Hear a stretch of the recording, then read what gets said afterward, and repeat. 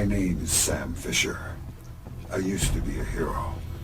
Now I'm a wanted man. I am a double agent. I've been a ghost my whole life. Time to see if a ghost can really disappear. I'll tell you one thing, this last game, there's a level of sadness in the game that's amazing. He's become more disenchanted and disenfranchised with the powers to be. He doesn't trust as easily. He's more suspect. People he's trusted have not showed up when they said they would. And people he cared about have been killed. I don't want to treat it like Shakespeare, but I'm telling you, there is a kind of catharsis going on in the character of mistrust, possibly mistrusting the very agencies that run this character. What side are you fighting for? And I think it runs kind of concurrent with what's going on in the world right now, the world of politics. Sam is working more out of that dark side. I think that makes him more dangerous. There, I thought you were a nice guy. Shows how much you know. He's almost the bad guy. Let's face it, he's the kind of character that everyone wishes they could take the actions he does. He is the guy that you know he's that far from ripping the lips off the asshole beside him on the elevator. Is that all you got? Come on! I mean, there's a lot of us in our lives that we wish we had that didn't have to suck it up and just smile one more time. Gamers are across the board, every section of society. They're in first-class lounges and they're on skateboards. And I find out also that gamers are more informed, especially the internet games, the ones that can play online, than anyone else I've ever met in the world, because they get real information. When I was at E3 last year, a kid came up to me and I was talking to him, and he had been playing Splinter Cell that morning with a woman in Johannesburg and a guy somewhere in Pakistan. And the woman from Johannesburg had asked the guy in Pakistan, what about the food riot? And she said, but I saw on the international CNN that it was a riot. And he said, no, it's just the way they frame it. They want you to think there's a riot. So they actually had real information as opposed to what we're getting fed from CNN. Sam Fisher's genesis from the beginning, I think he was a little more pro-gung-ho in the first game, the first two games. They had a G.I. Joe kind of aspect about him, you know. I didn't want that. I wanted somebody who was basically almost like a weapon the government's used too many times. You keep doing what you're doing, you'll just end up another unknown soldier. I'm not in it for the fame. I wanted that kind of jaded kind of character. Sam Fisher could have been very two-dimensional, flat, cardboard, finish him. I didn't want to play this character like a game character. I didn't want him to be two-dimensional and be a cliche. Yet some of the writing has to go that way. It has to be explanatory. So it's been a nice little problem of trying to find the middle. Taking something that might have a cliche to it, trying to find some way to get under it and turn it and make it real. Are you all right? Is that a joke? They've allowed me to play a lot of the lines and a lot of the scenarios to accommodate me and my sensitivity towards the character. Sorry, Hamza. Old habits die hard. I haven't done a lot of voice work over the years. I like to react. I like to be with other actors. It was a trial and error, I think, over the first two games of seeing the work that I did in the studio, experiencing that, and watching them patch it together. Lambert, do you really think I need these two nannies?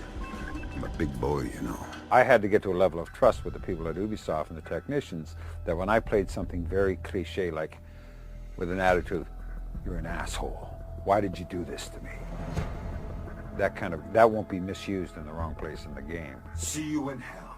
And we kind of came to a consensus and had to the point now where it's basically I can walk in and after about 4 or 5 voice loops, he kind of shows up. To try and explain what I do to prepare for this, it would be so goddamn boring. I often do more acting off camera than I do on camera. I'll lay the work for a character and then I'll cover it up. My daughter actually calls the character Binky. It's a raincoat I drop over the characters in the work. So Binky can do anything. Oh wow, he's using foul language. Yep. Binky can sit there and joke with you and everything like that, and they'll say, we got to go on camera. Off will come Binky, and the character shows up. That is the real work. It's there. I have to protect that because it'll get exhausting if that has to talk to everybody all day. We have no time, Jamie. Hurry up. it doesn't show. I'm quite heavily trained. Is there a difference between the way I prepare for a video game as opposed to a play or a TV role or a movie? I don't know. You give Hank Aaron a bat and throw a ball at him, he hits it. You give him a broomstick and you throw a ball at him, he hits it. Whether it's in movies or on stage or a video game, the script is like a piece of stained glass. It's already in place. My job is to be the light under the stained glass. The directors and the storytellers, the people that are putting this game together, they're the ones that choose which order of the glass should go around. That's the storytellers. That's Clancy and the guys that put the story together. My job is to make this as characters honest and as organically correct as possible. This is an exciting script. This fourth one's very exciting. The fact that Sam Fisher is being seen as a double agent, I don't think it affects the character or my playing of the character at all. Because I like you, Sam, you get to do the honor. It's still his moral ethical base. He's still following what he sees to be true and correct behavior. There's shocking events that happen that kind of tax the character kind of emotionally, and that's without trying to sound too phony here. There are things that and experiences and emotions this character hasn't experienced before because of the absolute shock of what goes down. It's a much richer, emotionally richer script this time. I don't think anyone's going to be disappointed. My name is Woody Mister. I get information. I solve problems. I've worked for government agencies. I've done the dirty deeds. I've lived the covert lifestyle. I'm a technical consultant for the Splinter Cell games. I'm the real deal, and you'll never know I was there. Yeah, of course I play video games. I get wrapped up into playing video games to the point where I feel like I have to finish the mission. Next thing you know, I look up, it's 3 in the morning and I'm getting yelled at by my wife. I was a big Splinter Cell fan from the first game. The stealth concept is unmatchable. The character itself was close to my heart. Sam Fisher, supposed to be the former Navy SEAL and working in covert operations, right up my alley. Had the family, had the problems. It was very realistic. When I went to Ubisoft, Splinter Cell appeared to be derived from a lot of open source information on the internet, a lot of movies, a lot of books. It kind of surprised me that there was no technical consultant working on getting all the parts right. The writers did a great job coming up with a lot of different scenarios, but some of the stuff didn't really fit in real world. And that's the whole point of the game, is as real as it gets, you know. We want it to be as close, as raw, and as gritty and realistic as possible. The only way you can get those types of details is by consulting with people that know how to do it. Sam Fisher takes a couple bullets, he's going to die. So he needs to be quiet, he needs to be stealthy. It's just him out there. That's realistic. That's what you would really do. Sam Fisher can't always complete his mission if he does something wrong or he gets caught or he doesn't pull somebody off to the side. That's realistic. That would really happen if you were out there by yourself. The types of agility skills that he has and his ability to sneak in and out of places, extremely typical. Do that type of thing all the time. You're going to pie off a corner. If anybody sees you, you may have to take him out. If you do take him out, your weapon's going to be suppressed. It's going to be quiet. You're going to drag that person off. You're going to try and get in and get out without being caught. If you do get compromised, typically you might have to unass the area. Very similar to the game. It's very much like that. The type of weaponry that they use in Splinter Cell is pretty close to the real thing. And he uses a knife down. All of that is very realistic. When I refer to taking somebody out, I'm referring to in a lethal way. The technology today doesn't facilitate less than lethal field use. It's not something that you can utilize. It's going to be lethal. It's going to be a rifle round in your belly or the head. Hopefully the head.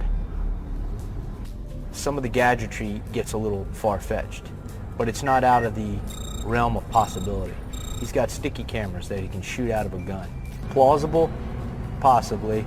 Do we have it right now? No, but it's pretty darn cool. The night vision capabilities that Sam Fisher has also are realistic. They're very unique, obviously, but he has the ability to switch from night vision to thermal vision, which would be very, very expensive. We're talking $25,000 pair of night observation devices, or nods, what we call them. But if it's Sam Fisher, maybe Sam Fisher could get a pair of $50,000 nods. The infiltration and the exfiltration pieces of any operation are some of the most arduous and most dangerous parts of an entire mission. The actual actions on the objective area are usually done very, very quickly, cleanly, and dynamically. Those aren't the hard parts. The hard part's getting in and getting out. Splinter Cell does that about as close as it gets.